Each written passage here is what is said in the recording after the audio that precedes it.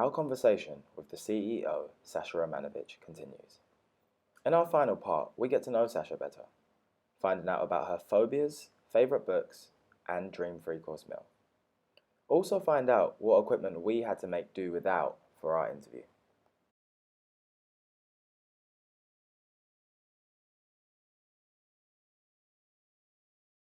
Well, I've just been on holiday in Tanzania, which was wonderful, and that was really great. But I confess that I am really a complete beach junkie, and my dream holiday destination is the Maldives because I love diving and I love the heat and the sun.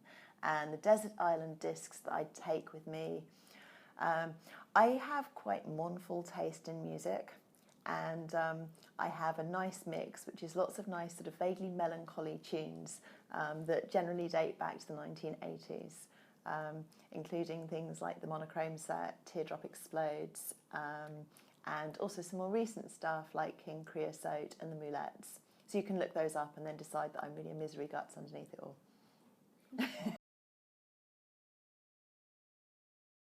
Well, my dream three-course meal is probably the one that I can't have because I got diagnosed 3 years ago now as a celiac with fructose malabsorption and lactose intolerance, which means the things that I really love, I'm not allowed to eat anymore. So in my dream, where I could still eat all the stuff that I really like, I think that my first course would be probably a really nice light cheese souffle. My second course would be... Oh, let me think about this. This is going to get me salivating in terms of things that I really love to be able to eat. I think my dream sort of second course would be actually a really nice vegetable lasagna with lots of creamy cheese sauce on top, with a really nice fresh salad. And then for my pudding, I would have actually lots of pudding. I would have a Battenberg cake with lots of marzipan. Then I would have some nice vanilla ice cream with lots of hot fudge sauce on top.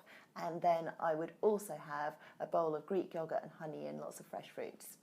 And then I would probably be violently sick at the end of it all, but it'd be worth it. I think I'll probably go with, different ones. Right, I'm going to go with two. I'm going to cheat. I'm going to go with two favourite books. So I've got... one that is outside of work, which is Primo Levi's If This Is a Man, which I don't, if anyone's read it, it's about his time in a concentration camp and, really talking about what lessons he took about that for what it meant for humanity, which I think is a really important book and probably even more so for society today. Is one of those ones that everyone should read because it does make you think about that. In terms of other books that have had an impact on my life, I think I'll probably go back to Nancy Kline's book called Time to Think, which is, in some respects, it's a leadership book, but it's written by a woman who is very quiet and in some ways quite petite and quite mouse-like from America, who probably looks a bit like Miss Marple, and yet has sort of found a way through quiet leadership and creating space for people to think to make amazing things happen, and that's been a great inspiration for me.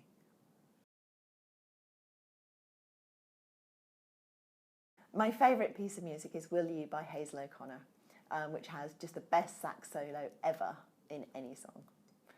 But my second favourite piece of music, if I was allowed to have two, would be Elgar's Cello Concerto played by Jacqueline Dupre.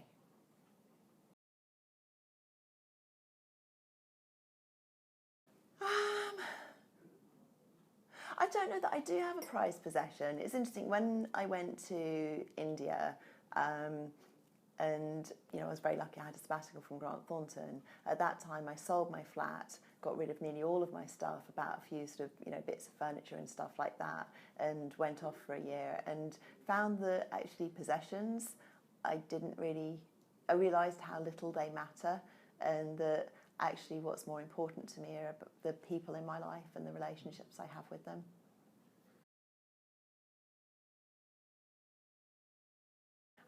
Well, probably my hobbies, if you could call them, are during my year out, I studied meditation and also qualified as a yoga teacher, and so I still practice meditation and yoga, and really love those.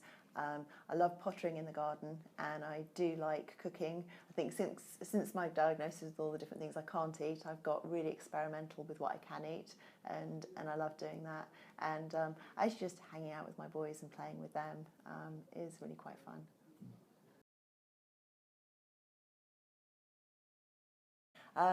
Well, what I originally intended to do when I came into being an accountant was that I would learn enough to run my own business, and that would be in the area of fashion and design.